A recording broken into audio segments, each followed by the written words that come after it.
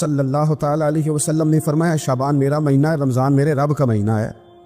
اتنی برکتوں والا مہینہ، اتنی شانوں والا مہینہ، آپ نے کچھ باتوں کا بڑا ہی خیال رکھنا۔ ایک تو آپ نے کوشش کرنی ہے نمازیں ذوق کے ساتھ پڑھی جائیں، آپ نے مسجد کے ساتھ دلچسپی پیدا کرنی ہے۔ آپ یہ کہیں کہ زیادہ سے زیادہ میں نہ دوسروں کو نواز سکوں، میں نہ چپکے سے پہنچوں کسی غریب پر، خود سے جاؤں اور اس کو اپنا محسن سمجھیں جس کی وجہ سے اللہ آپ کو ثواب دے رہا ہے، اس کو محسن سمجھیں جس کی وجہ سے اجر مل رہا ہے۔ احساس ہم نے بہت زیادہ پیدا کرنا ہے۔ ہم نے دیکھنا ہے کہ میں کس جگہ میری ضرورت ہے، میں کس طرح کر کے کام آ سکتا ہوں، وہاں اپنی خدمات کو پیش کرنا ہے۔ میرے رسول پاک علیہ السلام نے فرمایا کہ جب رب نہ مانے تو پھر وہ کمزوروں کے صدقے مان جاتا ہے، پھر وہ ضعیفوں کے صدقے مان جاتا ہے۔ فرمایا اللہ تم سے بارشیں روکنا چاہتا ہے، پر تمہارے ضعیفوں، کمزوروں، غریبوں کے صدقے، مجبوروں کے صدقے وہ تم پر بارشیں برساتا ہے۔ حضور فرماتے ہیں ربا اشغال اغبر لو اقسم علی اللہ لا برا۔ کچھ ایسے لوگ ہوتے ہیں کہ ان کے بالوں میں خاک پڑی ہوتی ہے، چہروں پہ مٹی الجھے ہوئے ہوتے ہیں، لیکن اگر وہ اللہ پہ قسم کھا لیں تو اللہ ان کی قسم بھی پوری کر دیتا ہے، قسم بھی۔ حضرت سیدنا عبداللہ ابن عمر فرماتے ہیں میں حضور کی مجلس میں حاضر تھا، حضور مانگنے لگے اللہ سے، حضور اللہ سے مانگنے لگے۔ میں تو کئی دفعہ یہ دعا بھی مانگنے لگ جاتا ہوں کہ اللہ تو ان دعاؤں کی طرف تو دیکھ جو تیرے رسول نے ہمارے لیے مانگی۔ اللہ تو ہمیں تو نہیں نہ مانگنا آتا، نہیں طریقہ آتا، نہیں سلیقہ آتا، نہیں انداز آتا، ہم تو بے توجہ سے لوگ ہیں، بیٹھنے کا ڈھب نہیں آتا ہمیں تو ہاتھ اٹھانے کا سلیقہ نہیں آتا، ہم تو وضو کرنے کے اس طریقے سے آشنا نہیں۔ پر اللہ تیرے محبوب نے تو خوب مانگا ہے نا تجھ سے، تیرے پیارے حبیب علیہ السلام نے تو تجھے منایا ہے نا ہمارے حق میں، تو اللہ تو ان دعاؤں کی طرف تو دیکھ۔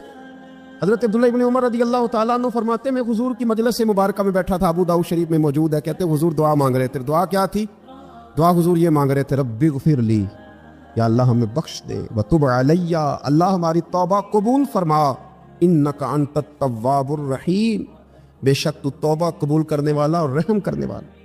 حضور دعا مانگ رہے تھے اے اللہ رب اغفر لی، یا اللہ ہمیں بخش دے، وتب علی، اور ہماری توبہ قبول فرما، انک انت التواب الرحیم، بے شک تو توبہ قبول کرنے والا اور رحم کرنے والا۔ حضرت عبداللہ ابن عمر فرماتے اس ایک دعا کو ایک ہی مجلس میں ایک ہی جگہ بیٹھ کر میرے نبی پاک نے اپنی زبان اطہر سے 100 مرتبہ ادا فرمایا۔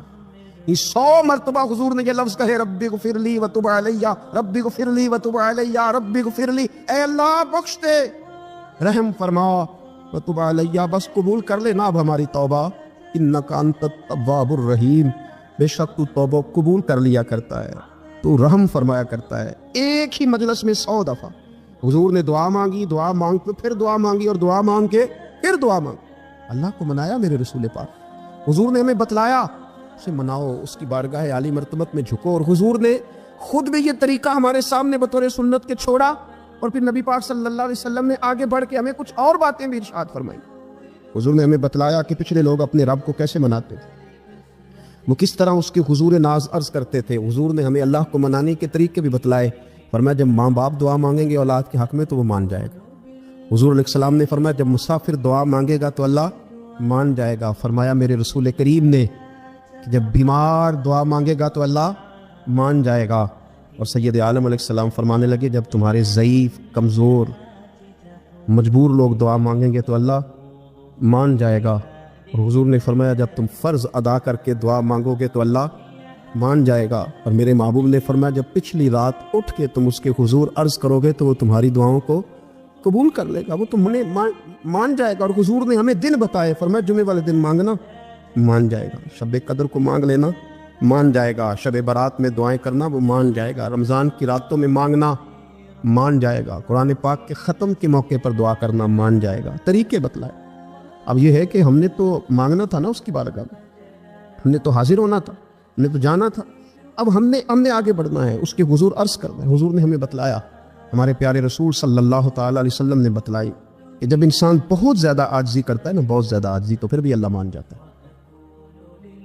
جب وہ اس کے حضور بہت عجز کا اظہار کرتا ہے، بہت زیادہ عجز کا اظہار کرتا ہے، وہ ڈر جاتا ہے اس سے، وَلِمَنْ خَافَ مَقَامَ رَبِّهِ جَنَّتَانِ، فرمایا جو میرے سامنے کھڑے ہونے سے ڈرے گا میں اسے 2 جنتیں عطا کروں۔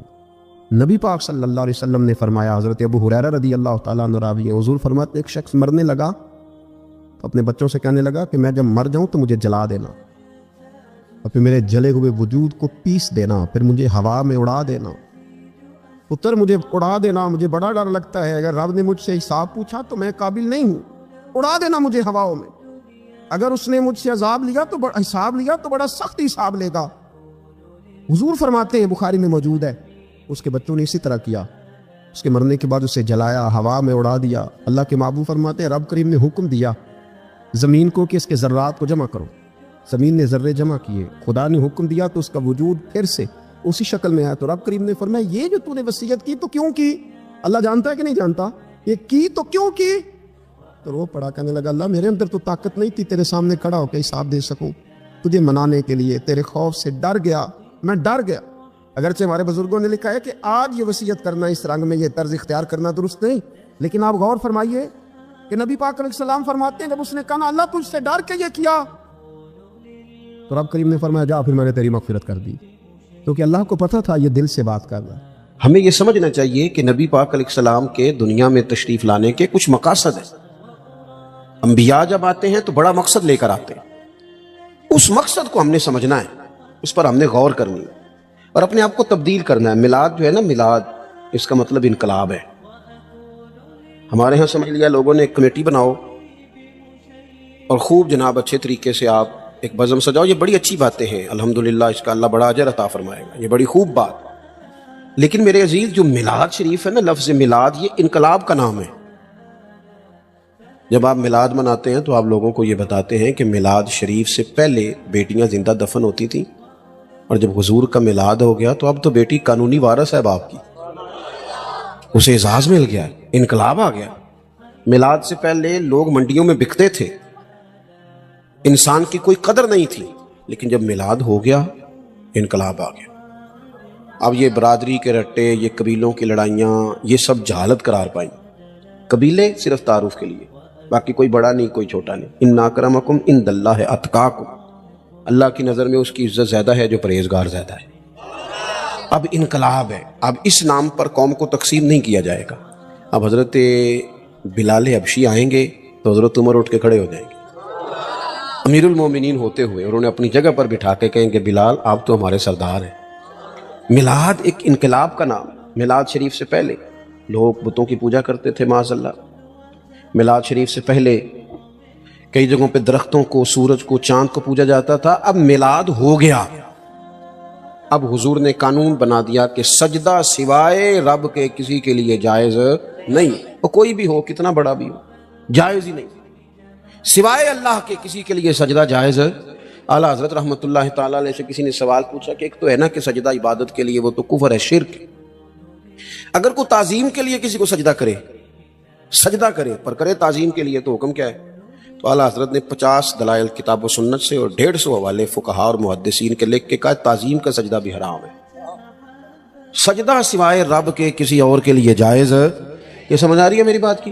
तो बाज़ जगहों पे अनपढ़ पीर मिलते हैं बेचारे, वो कहते हैं जी है मार्फत दी गल है। मैं कि मार्फत दी नहीं है, तो जहालत दी गल है, आप जहालत कर रहे हैं। तो नबी पाक का मिलाद इनकलाब है। अब हमने उस इनकलाब के जो मकासद हैं उनको समझना है, हुजूर किस लिए आए। तो एक मकाम मैंने कुरान मजीद का तिलावत किया, अल्लाह फरमाता है, वदाइयन इलल्लाहि बिइज़्निही व सिराजम मुनीरा। फरमाया हमने ना ए महबूब अलैहिस्सलाम आपको अल्लाह की जानिब बुलाने वाला बना के भेजा, अल्लाह के हुक्म के साथ, और चमकता हुआ आफताब बना के भेजा।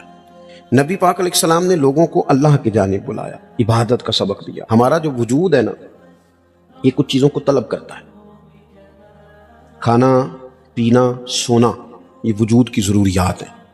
अगर ये चीज़ें इसे नहीं दी जाएंगी, ये काम नहीं कर सकेगा, आगे नहीं बढ़ सकेगा। हमारी रूह की भी कुछ ज़रूरत है। ये जो लोग सवाल पूछते हैं ना कि जनाब पैसे भी हैं, घर भी है, नौकरी भी अच्छी है, दिल नहीं लगता, बोर बोर रहता हूँ। रूह प्यासी है, रूह कुछ मांगती है। रूह की ग़िज़ा क्या है? अल्लाह का जिक्र, हुजूर पर दरूद व सलाम, नबी पाक की गुलामी, ये रूह की ज़रूरत है। आप ये देखें ना, हर ज़माने में लोग पूजा करते रहे, माज़अल्लाह, कोई दरख्त की, कोई पत्थर की, कोई, लेकिन ऐसा दौर नहीं गुजरा कि किसी ने किसी की पूजा ना की हो। रास्ता गलत मिल गया तो गलत जगह लग गए, लेकिन किसी की इबादत करना ये इंसान के वजूद की ज़रूरत है। ये सवेरे 11 घंटे सो के भी लोग थके थके क्यों उठते हैं? सो के उठे और इसका दिल कर रहा है 2 बंदे मुझे दबाएं, अब तो फ्रेश होना चाहिए था। क्यों? सिर्फ इसलिए कि उस वक्त सोया है जब रब ने सोने से मना किया। اگر یہ نماز کو اٹھ جاتا تو اس کی روح تازہ ہو جاتی، اس کی طبیعت بہترین ہو جاتی۔ نبی پاک نے ہمیں اللہ کی جانب بلایا۔ اوہام پرستی، ڈرنا، سہم جانا، کالا جادو، بلی رستہ کاٹ گئی، ان بیماریوں سے نکلیں۔ جادو کی حقیقت ہے پر جتنی ہم نے سمجھ لی ہے اس سے باہر آئیں۔ حضور نے اللہ کی جانب بلایا۔ جب بندہ عقیدہ توحید و رسالت والا ہوتا ہے پھر وہ اللہ پہ بھروسہ کرتا ہے، پھر وہ صبر والا ہوتا ہے، پھر وہ شکر والا ہوتا ہے، پھر وہ قناعت والا ہوتا ہے۔ نبی پاک علیہ الصلوۃ والسلام نے فرمایا رب پر بھروسہ کر کے صبح تم نے گھر سے نکلنا ہے، محنت ضرور کرنی ہے، محنت زوردار کرنی ہے، محنت سے جی نہیں چرانا۔ ہمارے بچے محنت نہیں کرتے، بالکل مزاج نہیں۔ اوہو، آپ کیا کرتے ہیں؟ کہتے ہیں میں نے کاغذ جمع کرائیں، باہر جانا ہے، اور جب کاغذ آئیں گے چلے جانا، یار یہاں تو کچھ کرنا۔ کوئی پیشہ برا نہیں، ایک برا ہے صرف کسی کے آگے ہاتھ پھیلانا۔ باقی ریڑھی والا بھی نصیبوں والا ہے، محنت کر کے کماتا ہے۔ جس کے پیروں کو گوبر لگائے نا، جانوروں کی حفاظت کرتا ہے، اور اس کے حلال والا ہے، بڑا عزت والا آدمی ہے، مانگ کے نہیں کھاتا، چوری کر کے نہیں کھاتا، کرپشن کا مال نہیں کھاتا، حلال کھاتا ہے، وہ تعظیم والا ہے۔ نبی کریم علیہ الصلوۃ والسلام نے فرمایا تم نے صبح اللہ پہ بھروسہ کرنا ہے، گھر سے نکل جانا ہے۔ جس طرح رب پرندوں کو روزی دیتا ہے نا، اسی طرح تمہیں بھی عطا فرمائے گا۔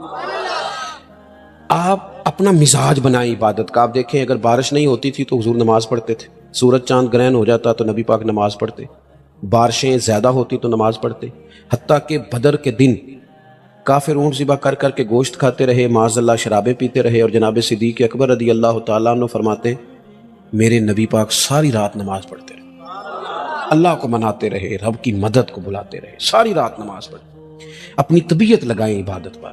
ویسے بھی جو لوگ سجدے کے عادی ہو جاتے ہیں نا، جن کا سر رب رسول کے سامنے جھکتا ہے، وہ جگہ جگہ جھکنے سے بچ جاتے ہیں، مضبوط ہو جاتے ہیں۔ دوسرا مقام قرآن مجید کا، وما ارسلنا من رسول الا لیطاع باذن اللہ۔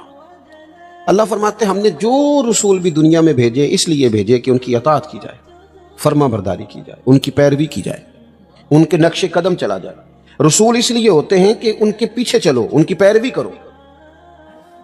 یہ تو ہر رسول کی بات ہے، اور اگر کوئی میرے رسول پاک کی پیروی کرے، اگر کوئی امام الانبیاء کی پیروی کرے، پھر کیا ملتا ہے؟ قل ان کنتم تحبون اللہ فاتبعونی یحببکم اللہ۔